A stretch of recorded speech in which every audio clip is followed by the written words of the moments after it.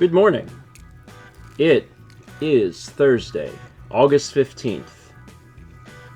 And today, I am joined by Hayley. It's me. Hayley's here. I made it. And Mao is in another state. I bet you can't guess which one.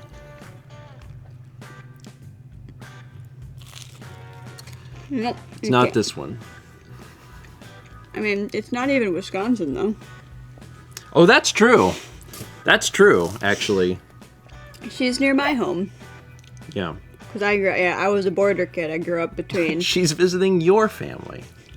My family picked her up at the... No, my mom is, like, going to Europe or something. I refer to that area as, mini-Sconsin. Those of us who grew up there, because, like, my mom worked in Minnesota and my dad worked in Wisconsin. I lived closer, technically, to, like, a town in Minnesota than Wisconsin. But you guys have stayed with my parents while waiting to go to that airport. That's true. MSP supremacy. We've stayed with your parents, and you weren't even there. Yeah. I've done that with a few people's families, actually. Sorry, I had to quick eat a slice of toast because I took a handful of pills before I came over. And yesterday was boopy day. I'm sore. Oh my god, this has never been seen before. Finally, it can be enjoyed. There's Alex glasses.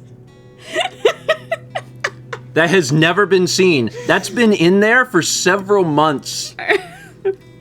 I knew someday it would be seen. I remember us planning that. That was during baseball. Yeah. Which I think was in June. Amazing. That was 4,000 bits from Siraj, who says, "Hi, Hayley." And Steven. Oh yeah, I was saying I took a muscle relaxer, and then I forgot. Oh yeah, if I have it without food, I get a side effect sometimes that's confusion. And I was like, oh wait, sorry, I should probably eat something so I don't get confused. We just sat down here, and Hayley's like casually telling me this, and I'm like, "Do you want some toast?" She's like, "No." And I was like, "I can make you toast. There's like 6 minutes left." She's like, "Okay." So and then you got toast. Oh yeah, so is that a special variant or is it a random chance? It's a random chance for like whatever you get. Because it could be Dan, it could be the other ones. Oh yeah, we'll have to find out. Thomas, Josh. There's a different Dan one, I think. Yeah, but that Dan one is new. That's new Dan. We have Dan 2.0 now. And the other ones are good too. You didn't tell me we were going to be wearing the same thing today. I didn't know what you were going to wear. I got up and I put this shirt on. And then Hayley walked in and I was like, "Oh, we're both wearing white. It's fine." We have different pants on though. Yeah, my pants are green. Although you said you almost wore green pants. I almost wore green pants. And then we would have really been matching. It's fine. You know what? You have not featured this new skirt of mine yet on the vlog. It needs a whole feature. I love it.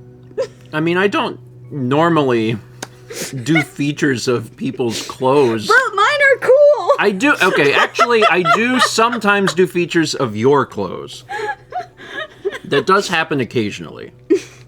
Hayley has got a here. Okay. secret pants. So anyway, like you're like, wow, you look so nice, Hayley. What a nice little dress and a nice little skirt. And I'm like, ha, joke's on you, they're pants. They are pants. That's why I call them secret pants. Well, Bernadette Banner started that, but surprise pants is good too. They're great. Someone who likes to sit cross-legged in a skirt. Now I can do that. All right, my last bite. I did it. I also should eat in the mornings. Maybe not this.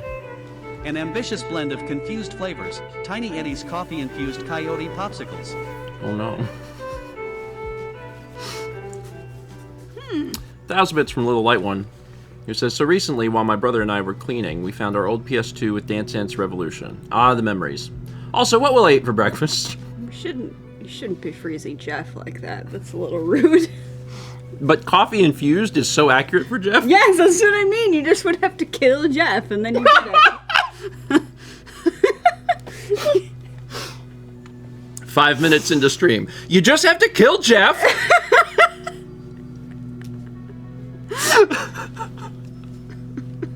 And put them on a stick! Look, you're the one who's, like, sang songs about eating your friends. I'm the least of the worries. Listen, that happened, like, maybe thrice, and that's all, and it's not even really my fault. Did you include me in the song? I never listened to them. Did I sing about eating you? I don't know. It's hard to know. Probably not. Yeah, I'm pretty But also poisonous. maybe. I think it was Dan. Anyway. The most edible friend. Who is our most edible friend? It's because he's just so sweet. Anise said I did. Okay, well, everyone gets a turn, I guess. I don't remember when this was. I do know that it happened, but I don't remember exactly when it was. Anyway, Little Light One, thank you. And I'm glad you found a PS2. PS2 is fun. Dance Dance is a little hard to play now, unless you have it hooked up to a composite connection, because otherwise things are delayed, but it's still a good game. We got 61 months from Paper Spyro, 70 from Satsy. Elfie gifted a sub to the Jep Dog. That's Josh's mom. We got 65 months from Penguin Frog, 67 from Jennifer Jack, 300 bits from Jep Dog. Thank you. Hayley will always clap for Josh's mom. I mean, well, who wouldn't? I mean, true, fair, completely fair. 49 months from Siraj, 54 months from Runty.exe, 56 from Andrew in the Kitchen. Chile is gifted a sub to Nightbot, 21 months from Amaya A, 28 months from Speedlunky, 300 bits from Belladonna Prince, who says, just went to the dentist to get cavity filled. It went fine. I have a doctor's appointment at 12 today as well. Well, I'm glad the cavity filling went well, and I hope your doctor's appointment goes well too. Yeah! 500 bits of Melvin Scout says, good morning and good vibes from New York. I'm super excited because I've just bought a new phone. Let's see what kind of feathery friend I can spawn as a result. It's a puffin. It's a puffin. Puffins are cute. Yeah, I saw a bunch when I went to Alaska. That's right, you've been to Alaska. My family lives in Alaska. That's right, yeah. My family a chunk of my family decided that North Dakota was too populated, so they had to move to the next place, which was Alaska. There are people in the world who have different feelings on things than I do, and that's fine. It's totally fine. This town's not big enough for the two of us. Alaska seems like a fun place. I'd like to visit every state at some point, but I don't know when I'm going to get to Alaska. Seems like the type of thing that it would be easiest to do on like an Alaskan cruise. I mean, I just flew up there, but...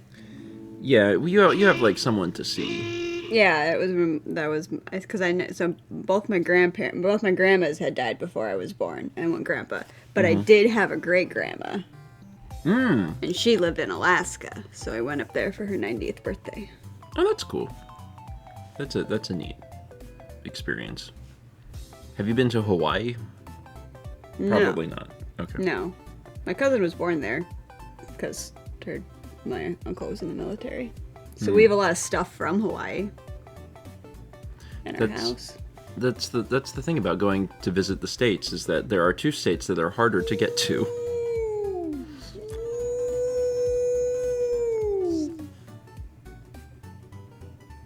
I was like a whining this morning to go out. I think that was Tom. Maybe. It's hard to know sometimes where these sounds come from. We got 61 months from Sylvana, 29 from The Impossible Gordon, 500 bits from I Spy Moose. It says, oh my god, funny story about muscle relaxers. Mark and I take Robaxin, generic name methocarbamol. His doctor gave him a tiny amount, and I always have extra. Mark somehow only remembers meth from the name, so just to piss me off, he'll ask for meth. We were at Reed's martial arts class, and I gave him one because he needed to sleep early. He practically shouts, "Thank you for my meth!" So, if I'm arrested, you'll know why. Amazing. Yeah, in fairness, a lot of the drug names are long and difficult, so... And he's not technically incorrect. The word meth is in there. It still works. 300 bits from Dan the Warrior says, so being I'm not caught up on vlogs based on where I am, I just want to say I'm so happy you could enjoy Mother 3. I make it a yearly thing for me to play the game at my own pace. Yeah, I played through it in May, and that was fun. I hadn't played it in like 14 years. Yeah, I haven't played it since I originally played it, but I saw it at least a couple of years ago when my friend streamed it. Yeah, Josh is going to be streaming it, supposedly. He told me September, so we'll see if that's true. But I played it in May because I knew he was going to be playing it. That was part of the reason. And I was like, I want to be able to help him out because I helped him through Earthbound. And it's really good. It's really good. It's really, really good. You have to play Earthbound first, but it's really good. Oh yeah, he's working on Chrono Trigger. Also a good game. I don't know where he is in that game because I don't know anything about Chrono Trigger. Were you a fake gamer boy? Well, do you remember that at some point we were having a conversation about Chrono Trigger, and I was like, yeah, I think I got through like a good bit of it, and you're like, well, what was the last thing you did? And I was like, there was like maybe a motorcycle or a robot or something, and you were like, you're not anywhere close, and I was like, you sure? Chrono Cross and Chrono Trigger were the two games I beat. They were the first two games I ever beat before my older brother.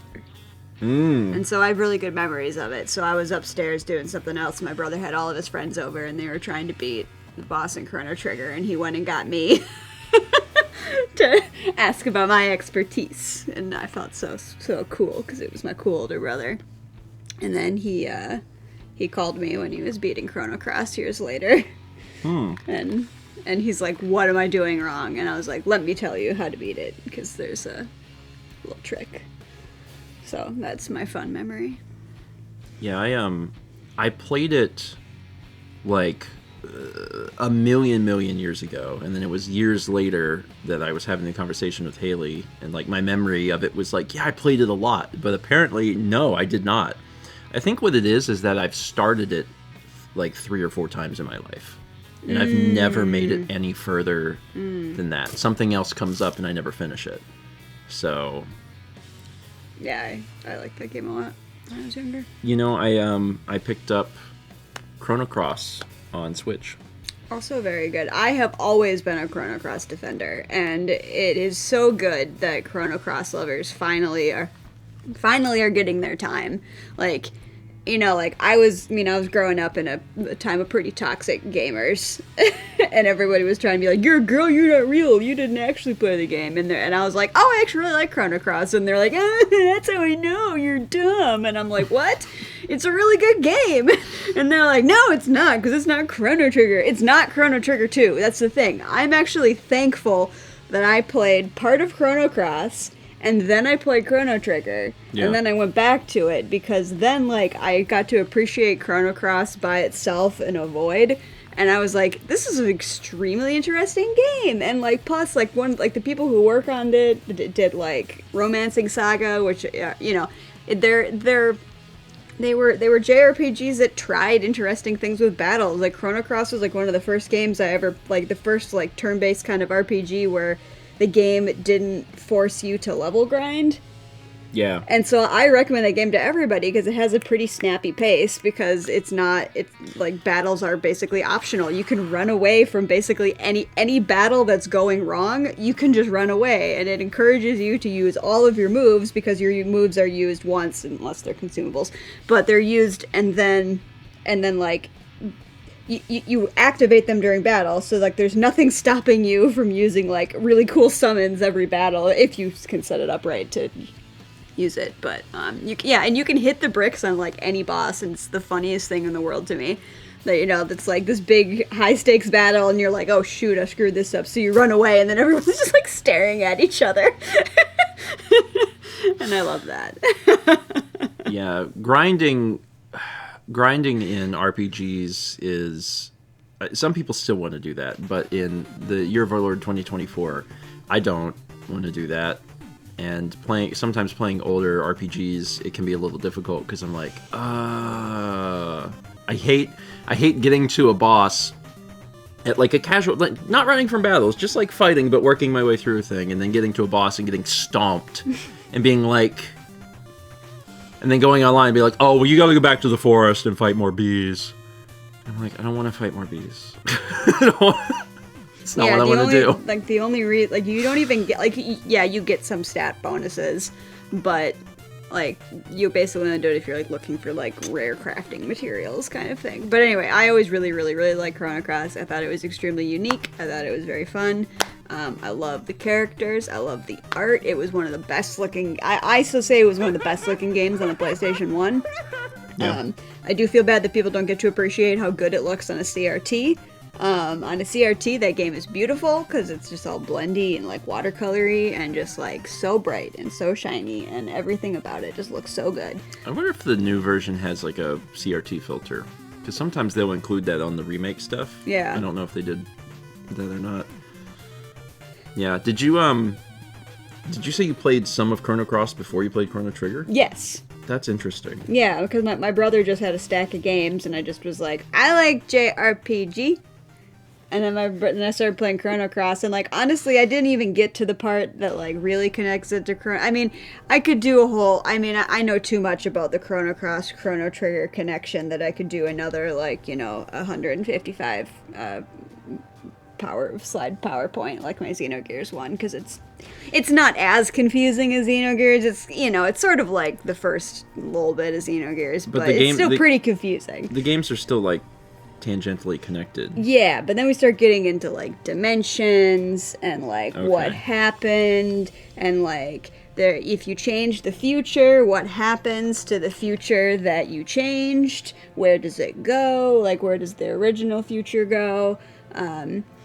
It sounds like there's a lot to consider. There's a computer, there's the arbiter, there's the interact. Anyway, it's a lot. I love games that are a lot though, so. I mean, it sounds like that one is particularly a lot. Well, it is. Hold on, Chrono Cross is the game where like you have to play it multiple times, right? Don't you have to play it multiple times in order to understand everything? Because to get like all the characters. Like, because you get like certain characters, but you can only do certain things with certain characters in a run, so you have to like play it over and over again. Yeah, New Game Plus is a valid way is a fun way to play the game because it's fun to get characters. It's really great because there are times where any other game, the character's like, oh, would you like to save the main character's life? And like in any other game, like you could say no and they'd be like, oh, but thou must. But Chrono Cross doesn't do that. They're just okay. They set up moments and they're like, do you want to like save totally pivotal characters? And you're like, nah. And then you get to see and then the game plays out. Yeah. And something else happens and you get totally different characters. Yeah, one of my favorite branching paths is if for one of the first times a choice like this comes up, say no. And then that's how you get Glenn, who was my favorite because I also like Frog, but Glenn is more like alternate. It's not Frog, but it's clearly based on. There's several characters that are based on characters from Chrono Trigger, but they're not the same character. They aren't that character. It's just more of like an homage. But Glenn's got the double swords, and I like the idea of that sort of game. But I also am the type of person who could play through that game once and be like, "That was the ending I got. That was the journey I took." And I know some people can't do that. They have to experience the entire thing, so they would play through it and be like, oh crap, now I have to play through it again. And I don't feel that way. Well, there's multiple endings too. Yeah. So if you got the bad ending, you might be like, well, dang. This is like you did with the quarry. we played through the quarry. We played through it. And we got the ending that we did, and then we were done. We and got there were the ending that we deserved. there were a lot of people as soon as we ended that game that were like, well, hold on now, hold on, wait, hold on, you're gonna go back and like and we were like, nope, the game has ended, and everyone's like, whoa, wait, and then we turned it off, and that was fine. That was a wild ending for that too, because we had done very well for the entire game, and then we fumbled and then near the end, we didn't just drop the football, we dropped a nuke into the stadium. It was fine. It was fun. I enjoyed it. We made it. We also had 50 months from Forwolf, 69 from Arian661, nice. 23 months from Moyashi, 71 months from Ico X Roses, and 300 bits from Shy says, so considering you two Ocean's 11'd Josh during Earthbound, should we expect Ocean's 12 hijinks when he plays Mother 3? I mean... Possibly. Depends on a lot of things. It depends on a lot of things. Let me just put it this way. Me and Hayley know where Josh lives. We've been in his room before, and we would do it again. I'll just leave it at that. I'll leave it at that. We both have magical cryptid powers that allow us to remain blurry in darkness. We can dive under tables. We can rearrange items. Fortunately, there's nothing in Mother 3 where he needs to like move items. Yeah, That's not a one's, thing. Yeah, I'm pretty sure. Smarter. So he should be okay. Yeah. But could we break in just for the sake of it? It's not impossible. Yeah, I am about ready to break in though and make you a better Subnautica base. I just love how you're like, what? Can't I put things down as you're trying to destroy the earth? And I'm like, you can't put it if terrain interacts, you can't have terrain inside of your house. If you're not aware, I've been playing Subnautica on Wednesdays at 1 p.m. I just had my 4th stream. Hopefully that VOD will be up maybe today. I am playing it for a few reasons. When I did the first 20 years ago, I was genuinely interested in it, but then Hayley has talked it up a lot. I love Subnautica. And I was like, okay, Hayley really likes this, I'm going to play it. It's the scariest game I've ever played in my life. Like, I'm not even joking. Like, there are... It's scary. The moments of fear are so elevated for me. It is very scary, but it's just moments. It's just moments of extreme fear, and then it's fine. But there's a lot of organization that has to take place. Mm-hmm. The game really wants you to build a base, mm-hmm. and I haven't built a base yet. Yeah, can I recommend a spot to you? I mean, you can find one that for your own, but you found the place where I built my first big base. Okay. So the thing about the base is, as we've learned, you can't have terrain in the way, like it's you can't like dig the earth. You have to put your stuff somewhere. So you want to build somewhere big, but you want to build it somewhere where like there's good stuff around. And so I would usually build my first big base. I would do basically an outpost based in every single biome, like all over the map, so that I could have that would just be like big room, scanner, energy. Just because like in case I wanted to see the benefit of the scanner room. Yeah, I definitely understand that now. Yeah. So I built mine when you went down into the jelly cave with all the purple stuff. Yes. I built it right above there because that biome has a ton of salt and like crystal and it's very big and it's very flat and you can see a lot of things coming. Yeah. So the thing is, it's like a big flat area. It's got fun little red plants, and then also you can dive down into the jelly hole whenever you want to. So, oh yes, this song is in the music. So you had to leave the stream a little early yesterday, so you didn't see where I built my second thing. No, because I saw you were getting started, but I'm sure you built it somewhere to annoy me. So here's the thing. I did repeat to you before I left. Remember, you want a nice big flat area. You're gonna love where I built it. I know. I have a feeling. I build it. And then I'm like, oh no, what have I done? Yeah, the thing is, remember, you can just take anything apart.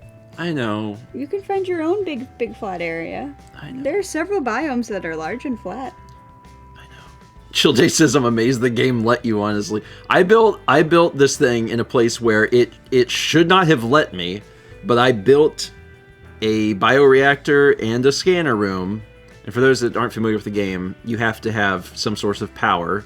So I have a source of power, and then the scanner room is just helps you find like the materials you can get in the game. So I built those, and I built it in a sea of sharks. And that was bad. What? My 2 beacon recommendation worked out? Yeah. Everyone was like, oh, why do you have so many beacons? And it's because I did not add a map to my game, which you don't have a map in your game. And the thing is that you need to add so many beacons because you don't have a map. So you need to be like, oh, there's a biome here. There's a biome here. This is where one of my bases is. This is where something cool is that I want to go back to later. That is your map, is making a ton of beacons.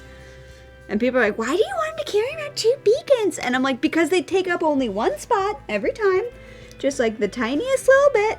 And then also it's way significantly more annoying when you find something cool and you don't have a beacon. I did literally label 1 cool Yeah, thing. I'm convinced that the people who are like, why do you need so many beacons, are people who also did mods to add in a map. I'm convinced.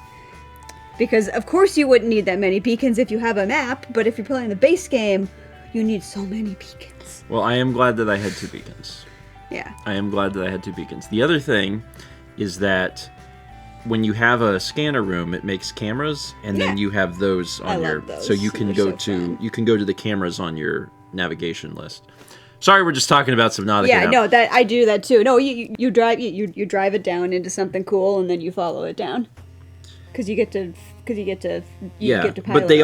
also function as beacons. Yeah, that's what I mean. So what I do is I would take... So I would go to a new... Oh, I see what you're saying. So every time I got to a new biome that was terrifying, Yeah. I would be like, oh my gosh. So then I would build myself a scanner room right at the edge into it. So that instead of just plunging in head first and then just getting destroyed, I would drive out my little cameras. And then the cameras would get to swarm around, and I'd get kind of a good idea of what's going on around me. And then if I found something cool, I would leave it there, and then I would use it as my point to get to. And then It's incredibly smart. Yeah, then I got to explore without...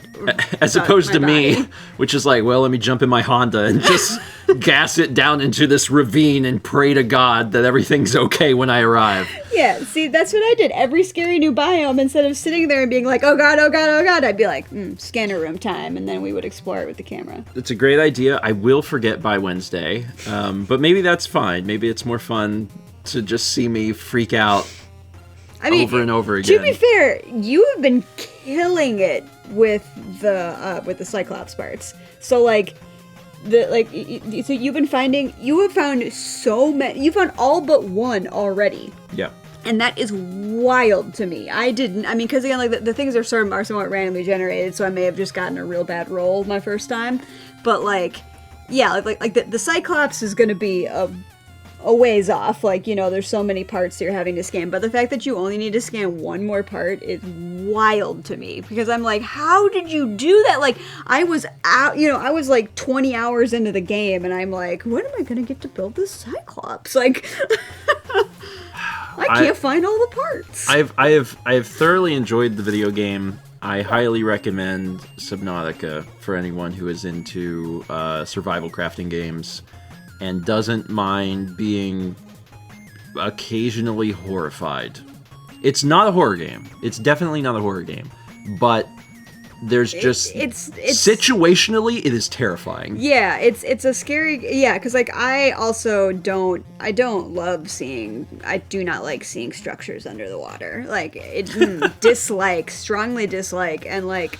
Everything, like, I love crafting games, so that makes sense. But the reason why I said Subnautica was great to you is that the game, the progression feels very good. And every time you overcome one of your fears, like you see a new biome, you are terrified of it, you're like, oh god, you run away from it, and finally you're like, okay, I'm gonna go in, I'm gonna do it. And then you go in there and then you find something really cool, and like the reward for facing your fears feels so good. Like you come out of there with like, you've seen something cool, you've got some cool story bits, or, you know, you finally have that crafting material that you wanted, or, you know, it feels good. It does feel good. Like, I completely agree with you. It's just the game, the Subnautica specifically plays into some of like my very specific fears. Yeah. And it's very, I had the last, like, every stream that we've done has been scarier and scarier. And during the last stream, like, there was multiple times where I just had to like stop. I just stopped and I was like, I mean, yeah, you're overcoming your fear, and like by the end of the game, like, you just feel so powerful. Like you feel like it's not just like it fulfills like a power fantasy, but it's like a mental fortitude power fantasy. It's how I say, like by the time you get to the end of the game, you are like so confident and you're just like, I can do this, and like it feels really good. Yeah, if anyone hasn't watched the VODs, they're out, and if you want to see me overcome fear and then also be very, very afraid at times, it's just worth your time. I haven't even seen you explore all the cool new biomes. Every time you do that is when I'm gone. I'm sorry. Hayley was saying yesterday that she's going to have to join me on a stream just to sit next to me and soothe me because I'm so afraid. I would just encourage you. You've got this. You've got. I feel like I'm doing. I'm tempted to say well. Yeah, you are. No, you have built a lot of things. You've found a lot of things. Like, I mean, you did definitely waste a lot of time by being like, I'm gonna find every fragment in the beginner zone. Man, it sure is weird that they keep giving me beacon over and over. Huh. That was a total waste of time. I know. That was such a waste. I was losing it. I know. It's fine. I watched Chaz at some point just type that verbatim in chat too. Like yesterday, he was like, seemed to be getting all of the beginner stuff in the beginner place. And I'm like, yeah, because I messaged Chaz and I was like, Chaz, if he spends every stream just hyper-focusing on trying to get every fragment, nothing is ever going to happen. Ever. Chaz said we had a moment together. Nothing fun. Like, nothing fun. And like, you know, as I said, I really want your streaming career to take off, buddy. I just wanted you to do the things that people want to see. I know. But I really enjoyed your like, oh my god, I need titanium. I have to find, oh, I hate titanium. Ooh, I hate titanium. Like, every single thing you're like, ooh, I need this. Oh man, look at all these acid mushrooms. Oh man, it's so great. I love all these acid mushrooms. Oh, the acid mushrooms are dumb. Why do I have all these? And who gave me all of these acid mushrooms? Who did this? Ugh. My favorite part so far is that I both want there to be music and don't want there to be music. I don't like the music, and then there's no music, and you're like, I don't like it when there's no music. And I'm like, which one is it? Both of them are terrifying. Sometimes there's no music, and I'm like, oh god, and it's just silent, and I hate it. And then sometimes music kicks in, and I'm like, why is there music? Why is there... The music is random. You need to understand that it's just it's like sometimes it's like Minecraft. It kicks in. It tends to like find good times to kick in. Like, I feel like it kicks in like every time you built something cool. But it is playing Itsy Bitsy Spider right now. I if it's a good song, a good aquatic song, then it's good. But if it's scary, that's a scary song. I love this. The soundtrack is so good. Oh, man. And there's one... Okay. So one thing about Subnautica is, like, one of the best, most banger songs on the soundtrack. You only get to hear if everything is going to hell. Oh no. And I really, really, really hope that you get to experience it, because I do feel like it's a rite of passage, because it happens to everyone. Like, you will, like, it's everything is going to hell, and there's alarms, and you're panicking, and the song is so good, and you're just like, I'm dying, I'm dying, I'm dying. This is great. I love this. And then you're like, oh, well, you know what? It was worth it for the song. If Itsy Bitsy Spider played during Subnautica, I think I would have no fears. I think I'd be able to do everything. But that wouldn't be as fun. That's not the developer's intention. Yeah. It's the meltdown song when things are going very bad for you with some of your later builds. And it's... It really does, like, it does make you feel better that everything is going bad, because you're like, God, I'm so glad I get to hear this banger. Like, it sounds really good with the alarm and, like, all of, like, the warning voices going off, being like, explosion imminent, and you're like, it's great. So a lot of people miss this song if, like, you know, they're careful, but I wasn't. I haven't died, which I've had a few close calls. Well, to be fair, I was like, I am done with being scared of Reapers. I would like to meet them. Nope. I'm good. I'm good. I'm gonna just... Look, you're gonna feel so powerful.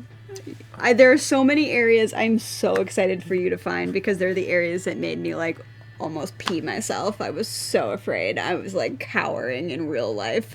My character's cowering and I'm cowering. I'm sorry. I just want to confirm. You were talking about places I haven't been yet? It's so cute how you think, like, 250 meters is deep. Well, I mean, I've seen very scary things.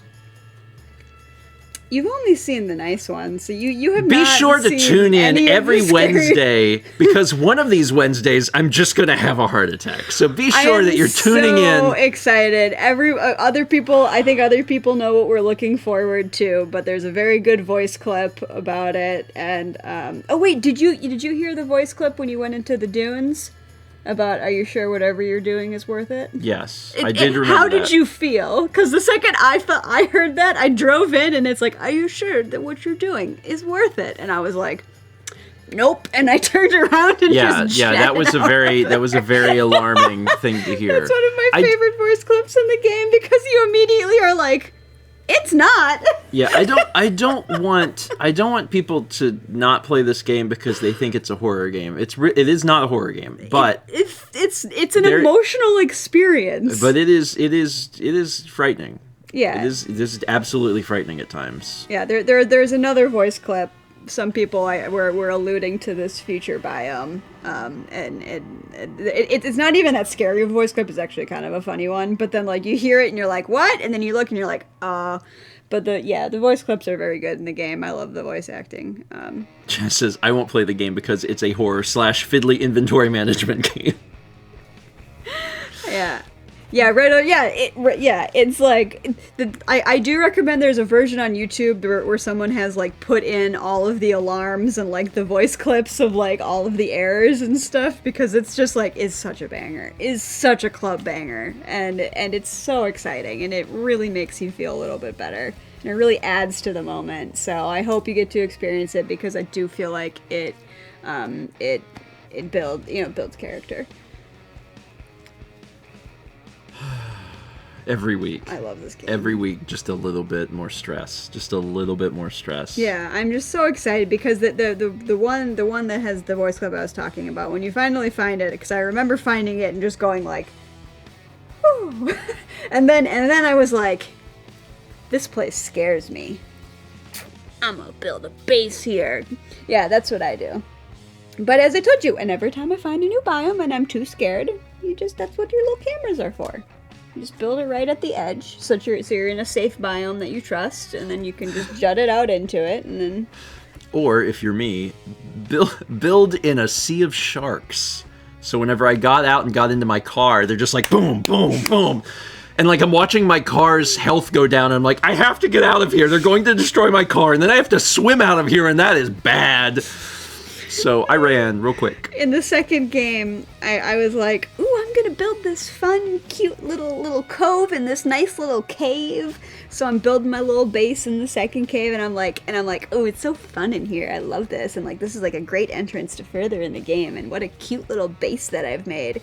And then that game has some very large creatures called squid sharks, and the squid shark got jammed in the cave. Chased me into the cave, and the squid shark comes in there and is like glitching through my base, and I'm just standing in there with the repair gun. I'm like, I sure hope this ends. And like it did not end, and so I'm like stabbing it with a knife and like doing a repair gun and stabbing it, and it finally died, and then it was just stuck in there, and I was like, okay, so this cave is not a place for my cute little fun base. Squid sharks are scary. Their mouths go. Love it. Chaz, me watching the streams. Steven, Deep Monster, I hate this. Me, I would also hate this. Steven, managing storage, I love this. Me, I would also hate this. I'm into organizing things. I don't think that I organize things the same way that Hayley organizes things, based on the fact that when I'm organizing things, you are screaming. Well, I'm like, like, it's nice to have things organized, but also the fact that you're spending so much time on your not base. You're wasting so much time that you're gonna have to, like, unmake those and move them, because where you currently built your base, like, you can't stack multi-purpose rooms or anything to, like, you build act cool like you act things. like I'm gonna move this stuff. I mean, you probably will. Chess says there is a 0% chance he's moving. I Okay, feel but very certain that I'm never. I am going to stress, though, that you do.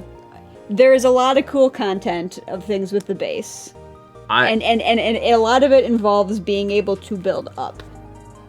Well, I'm sure that I will build more things in different places. Yeah. But as far as like moving all of my stuff. Oh no! I mean, you never move like literally everything. Yeah, but I it's won't just do because usually for me, like my base is the thing that's like really. You know, that would be the thing I would spend time on organizing. Everything else is sort of just like a chaos thing, but they're all just like outposts for me. They're just building a scanner so I can explore safely into a new biome that I'm scared of, and then like find some cool things to go to. But anyway, I really like Subnautica. I love it. I mean, and I am creeped. I did it. I mean, the reason I'm playing it is because of you. I mean, it is. It's because you talked it up so much, and I was like, okay, 16. I'm gonna do this. Because I did a poll a while back, and the Souls games got more like higher score, more votes than Subnautica. But I was like, all right, I'm gonna try Subnautica. Haley really likes Subnautica. I'm gonna give it a shot. And it turns out it's the scariest game I've ever played, so that's great. We had 1,600 bits from Private Brother for Christ, who said, this squid shark is filthy, but just 3 shots from Hayley gun, bang, bang, bang, and it sparkles like new. Squid sharks. Hate them. Not as much as I do think that the first game has significantly worse and scarier enemies, though. But also by the time the second game comes, you're like, got this. And like, but the game does a good job of that, because the second game has more of a plot, like the character is more of a character, and I feel like that's a super great way to handle it. Is like, so the first game you're just dropped in, the character's like totally blank. Second game there's a lot more character stuff. There's like, you know, like people that you talk to, like it's a little more social, but the main character in that game is someone who like has survival experience, like is famous for like they've landed on alien planets before and done everything they need to do to take care of themselves, and like I feel like that's a really good way to start the second game, because you can't get that first experience again. So I like how they kind of rebrand it. The itsy bitsy raisin. Thank you, Travis. That's 1,400 bits from Travis Salem. Oh yeah, my Prime update is that the final boss is so long, it hurts my hands so bad, I can only try once a day to try to beat it, and if I don't get it, I get right to the end phase, and then I lose it right at the end there. But then I had a guest stay at my home for a week, so I didn't really have time, but I will try it again. It just sucks that I have one try and then my hands are like clawing and like I'm like I am in agony and I'm like, well, that was the time for the day. Yeah. I mean, you're doing what you can. I'm trying. I'm not being mean. It's a really hard boss, and I only get one try a day, and then I run out of hand juice. You do have limited hand juice. And then the hand juice is gone. So, we had 44 months from Paranite, 21 months from Portal Beard, 70 months from High Ryu, 29 from Lola Loves Peaches. 300 bits from Low Light One says, so I beat my game in 22 hours, and average time for someone focusing main is 26. Don't know how I did that, but I'm okay with that. Below Zero has more scary things. 22 hours. I think I spent so many more than that. I think my playtime on Subnautica right now is about 15 over the course of 4 streams. Yeah, that's extremely fast. I mean, I've spent like hundreds of hours in the game, and that's mostly just because I got really into building a super cool base. But yeah, I said earlier, but my preferred place to build a base is the like plateau biome. I like to build it right next to the little crevice where you found the fun little jelly hole, and I like the jelly hole. I thought it looked so cool. It has like the fun little buddies. Fun little jelly hole. It has the fun little buddies. Yes. I love the buddies. I love swimming into those. See, eventually you just get just powerful. You get so overconfident, and then you hear the song. But yeah, what you called jelly hole, I was calling snake hole. Because I went down into there and I was like, snake, big snake go into the snake hole. I think you've also seen some of the mushroom forest. I think oh man, the jelly rays are so pretty. It's hard to remember everything I've seen because you were scared. I was afraid. Look, I will show up to a stream and just sit in the back and just encourage you if you need someone. I won't tell you what to do. I'll just sit there and be like, you got this, buddy. Just every time I see like a scary thing, you just pat me on the back and be like, it's okay. It's okay. Like, okay. I can do it. But yeah, I like to build my base at a place that is deep because I love to stack up all the multi-purpose rooms so I can build things that are tall. Yeah. Yeah.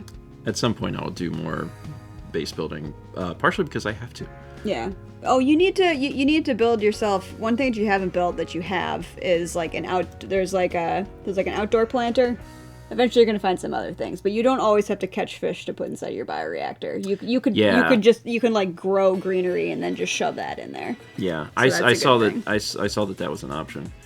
Tiger says, would you recommend Subnautica to someone who gets motion sick? I can't play most first-person games because the way the camera moves makes me nauseous if I don't take breaks every 30 minutes or so. So I have something to say about that. So the main reason why people get nauseous is, this is something that I've only learned like because of like Alex like working on VR games and stuff. So actually, what's usually making you motion sick is that the field of view is not correct. And so the thing is that one thing that the reason why we used to get a lot more sick is because like we made games for consoles and then we ported them to computers and expected the FOV to still be the same and have that be okay. But the problem is that usually when you're playing on a computer, the screen is a lot closer to you. Yep. And one of like the ideas about why you get motion sick, I mean, there's a lot of ideas, but one of them is there's a disconnect between what your eyes are seeing and your body is experiencing, and your body's like, I have been poisoned. Like, so the thing is that you need to have the FOV match what it would look like if you were actually looking at this like in real life. Yeah. And so people also prefer different ones. So mess with the FOV. Yep. Yeah. And most games now have a slider. So FOV is not just, some people think like, oh, well, I want to have it the maximum so I can see the most things. But the FOV should actually be different depending on if you're playing on a TV across the room versus a TV close up. And so this is a thing that used to be more of a problem because we didn't have FOV sliders, but we know that now. Yeah. But yeah, if you're someone who gets nauseous, mess with the FOV. If it doesn't have one, like that can always be iffy. But yeah, some people just like to crank it as high as it goes. Some people crank it as high as it goes and then they get sick and they're like, but why though? So try. Some people just want to play Quake. And the thing is that, and the thing is also that I can't tell you which direction it is. Like there are some like general like, oh, it should be, you know, if your TV is across the room, I'm sure there's like mathematical equations, but some of it is just. It's just down to vibes, man. Like, one of the things they found out with VR is that, you know, a lot of women were playing games, like, we're doing that, we're, you know, trying them out and getting sick, and everybody was like, oh, well, women just get sick all the time when they play VR. That's just kind of, it's just, there's something about their delicate constitution. But as it turns out, a lot of women have a different FOV preference than someone who is than a man. Yeah. And so it's actually like, and this came up in the military. So for a while it was just like, oh, well, girls can't handle it. But then it started showing up in the military where you know, where women who could fly planes upside down and like they would put on a VR headset and vomit. And then that was when they learned, oh, crap, this has to be adjustable because the FOV is different. And again, and everybody's different. Like, you know, the way I like it. So yeah, so if you're someone who gets sick with first-person games, mess with the FOV, move it up by 10, try a little bit longer, move it up by 10, move it down, just play with it. And yeah, that was something I didn't know until Alex explained this to me and we watched some good videos. Yeah, that's something that Mao had to learn, like, when we were still in college, because Mao was trying to play Portal and could not play Portal. I'm sure that one didn't have a... She was getting sick. Yeah. And I was like, you need to adjust your FOV. So she started adjusting her FOV, and she got to the point where, I can play this game, it just has to be different. And if you're playing a PC game and it doesn't have an FOV slider, the FOV can almost assuredly still be adjusted. You just need to look up how. It might be something like a console command that you input during gameplay. It might be like a text file that you have to edit in the game's files, but like you can almost assuredly change the FOV somehow, so look up how to do it. If you're playing on a console, I'm sorry. Yeah, that's kind of... yeah, it's something that's easier with computer, but yeah, this is a thing that I would have never known about. And I started experiencing it too, just like I never really got sick from games, but I didn't play a lot of first-person games. But then, yeah, as I got older, more and more games were making me sick like that. And then I learned, oh. And the thing is that generally the FOV generally tends to be about the same between games. Like, I generally am like, oh, I prefer this range. And so, but again, every game is different. A lot of games seem to target 90. A lot of games target 90, and that is... a square. Yeah, and some games I need larger, other games I need smaller. And I get it that when you first do it, you're like, I'm seeing so much less. But like, are you really seeing? I mean, you're seeing a lot less if you're playing and then you get sick and can't play the game. It's true. So I get it that like it looks real wonky, but it's one of those things that like it looks wonky when you first change the setting, but like as you do it, it'll feel better. But yeah, Subnautica in VR, I feel like if I did that, I would die. I would die. And this is someone who like has like owned that game. Like I could walk up to a Reaper and feed him fish and like swim away and be fine. But I feel like I could play I would die like in VR. Resident Evil 7 in VR with no problems. Be like, I don't care. That's easy. Subnautica in VR, nah, it's fine. I also found that Subnautica for me was a totally different experience. So first I played it just like on my TV in the living room, and then I started playing the game again, and it was like over COVID when Alex and I were kind of cooped up inside. So just at that time I didn't have a separate office or anything, and our living room kind of connected to his office. So just, you know, to keep the peace, I started like wearing headphones. Like he didn't ask me to. It was something we both started doing, like wearing headphones when you were playing games on the TV. And it was I started the game over because it was an entirely different experience with headphones on, like with the sounds, like actually, like if I had like a really good sound system, it probably would have been different. But yeah, playing it with headphones is way more immersive. And I think if I did VR, I would die. I would cry. I would pee myself. It would not. I would scream. There was 300 bits from Satsu. It says, Hayley, quick diversion. Love your bob-omb earrings. Thank you. I made these for the last... We haven't even talked about how we're doing... I know! RPG. I know, we've been so caught up on Subnautica. Look how cute I made these the morning of one of the Super Mario streams. Yeah, I think it was the most recent one. Yeah. I pretty started sure. another pair of earrings. I hope I can finish them in time, but yeah, I'm only wearing... See, I have an asymmetrical haircut, so I'm only wearing one because my second piercing is acting up, but nobody knows. I think it's fine. We have 3 bits from Dishnet says, hope everyone's having a good day. Gonna try to treat myself to some good food today because it's my birthday, so hopefully that goes well. Happy birthday. Birthday, go, good. Hope you have a good day, Dishnet. Treat yourself. You should always treat yourself right, at least like once a week. I have my outfit ready for tomorrow.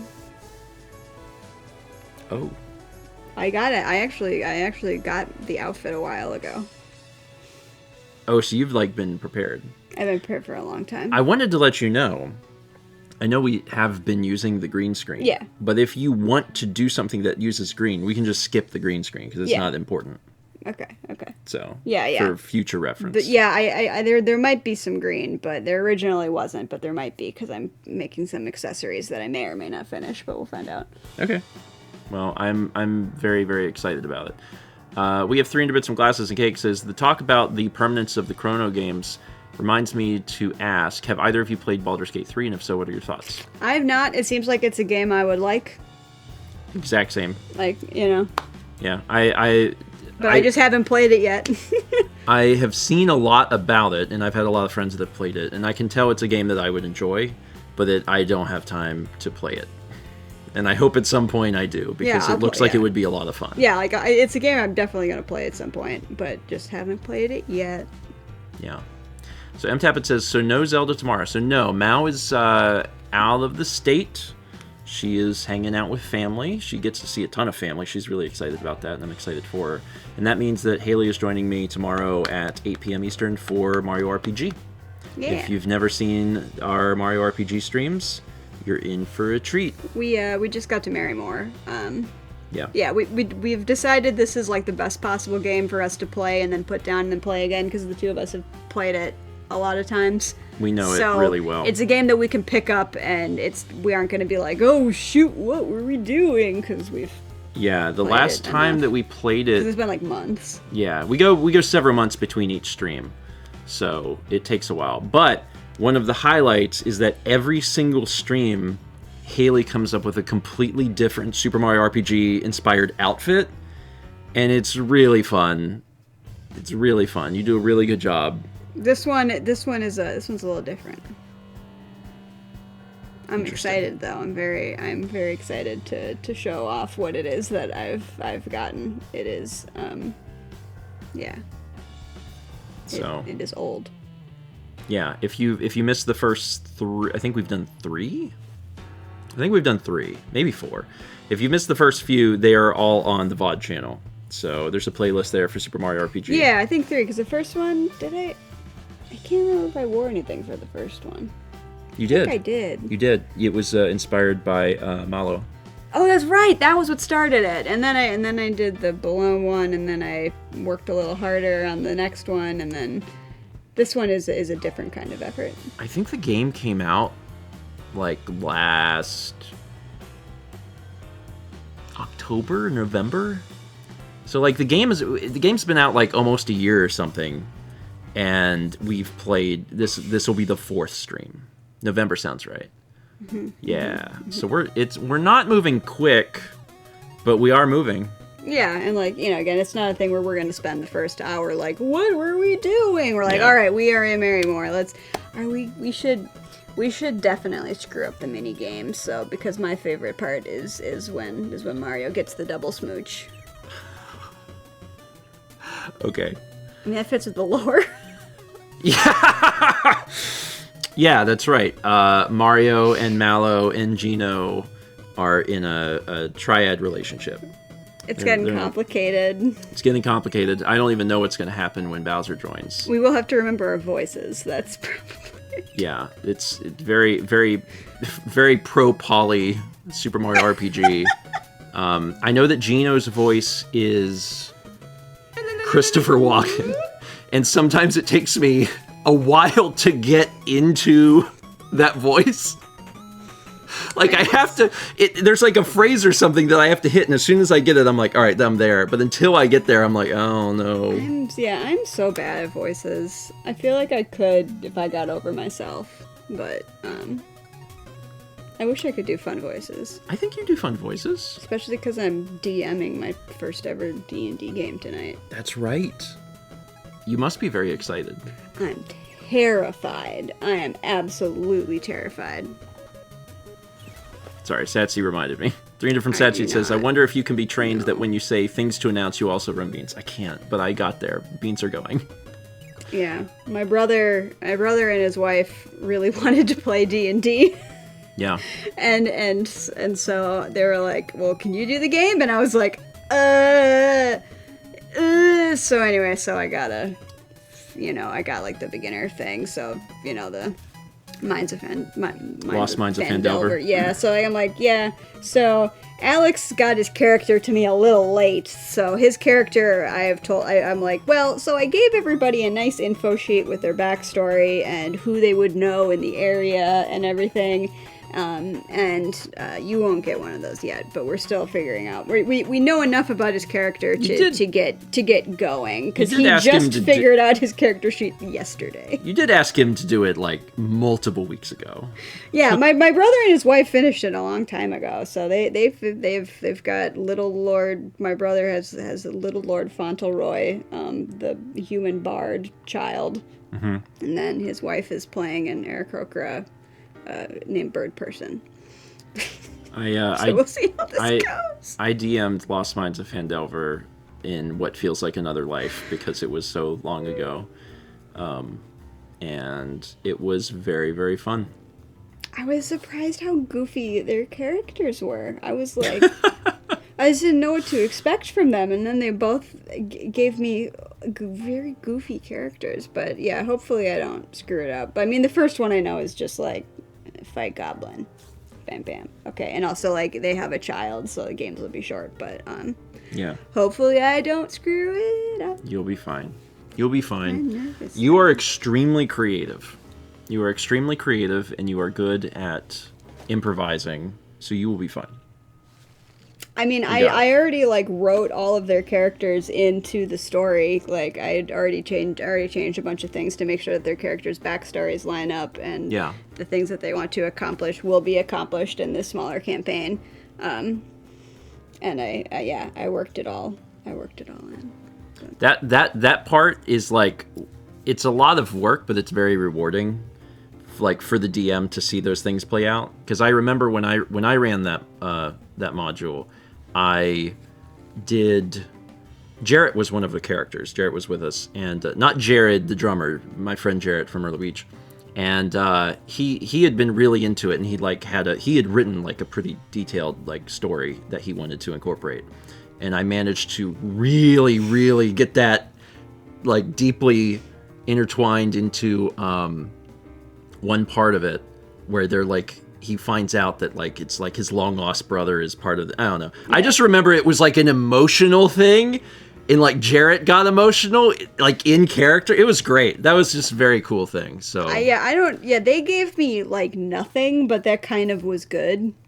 Like, like my sister-in-law submits, okay, so I want to be an Aarakocra, who has been involved with like the bad people. It's because I gave him an idea of like what like the factions were. Yeah. And then she's like, oh yeah, and then Bird Person's their parents were brutally murdered by mutant red pandas, and I'm like, all right. And this all came up because the last time we were together, my parents had a bunch of animal magnets. And my mom was like, what is this one? Because she was showing it to my niece, and my niece is like, what's that? And my mom's like, and I'm like, it's a red panda, duh. And then my mom's like, what is a red panda? And so we had a whole discussion about red pandas. And I was like, I drew like a giant chalk red panda. So I really love that my sister-in-law like really latched onto this tiny little thing from the last time we were together. But I have elaborated it into who has killed their parents, and the reasons why, and what their real name is. I'm very excited to hear about how this goes. You'll have I to let me know. really hope I don't screw it up. They were so excited. They bought dice like right away. They were so excited to play. So I'm like, if I mess this up, You'll do fine. I mean, they're all new You'll and do I'm new. Dan wanted to play in the game, and I considered like having him, but then I was like, well, the thing about me and Dan is that we're just really good at role playing. And I wanted to force everyone else to do it because a lot of the times it's Dan and I tend to be a little quicker on like doing role play stuff, like because like the two of us listen to a lot of D&D material and stuff like that. And also I was just like, I want them all to struggle on their own. I hope I don't mess it up. I'm so afraid. Anyway, tomorrow, join us at 8 p.m. Eastern. Me and Hayley will be back and doing Super Mario RPG. Yeah. And that's it. I don't got anything to tell you to do. Oh, wait. Did I schedule a vlog for 10? I did! Dogs left and right. Oh, my dog not in it. No, your dog is not in it. Yeah. Leica and Manatee did not meet. Tom asked to bring Manatee over, but I was like, Leica just finished with her yearly physical. Yeah. She just got 4 shots, and she does not really like the vet. She did a great job at the vet, though. I was so smug at the vet because my dog was so scared. But yeah, they didn't get to meet just because people were asking about that. Yeah. Hopefully in the near future. And I was like, not a good time. It's not a good time for Leica. In the near future. Okay. That's it. Hayley, thanks for joining me this morning. We didn't even have anything to measure. Hayley made a bracelet that is you have so many cool things. There's not enough time in the stream to talk about everything. It's a tape ruler. Because if you're going out thrifting, you need to know sizes and everything. I turned it into jewelry, and so that, and then I cut it down because it was a little big, so I cut it down to like probably about the maximum I'd be measuring like regularly, and then now I just get to measure things. How big is my head? 4 inches.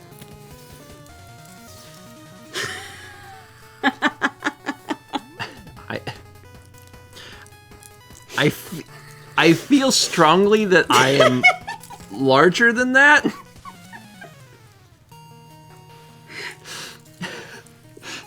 There's some jokes in here that I'm formulating, and I'm shutting them all down because it's breakfast stream. I have so many more jokes, and I'm like, no, just you missed it's out. Early. There was the night we all went out. Well, 4 of us went out, and we were all measuring each other's like skulls and stuff because we had nothing better to do. Okay, go watch the vlog. We will see you tomorrow night for Mario RPG.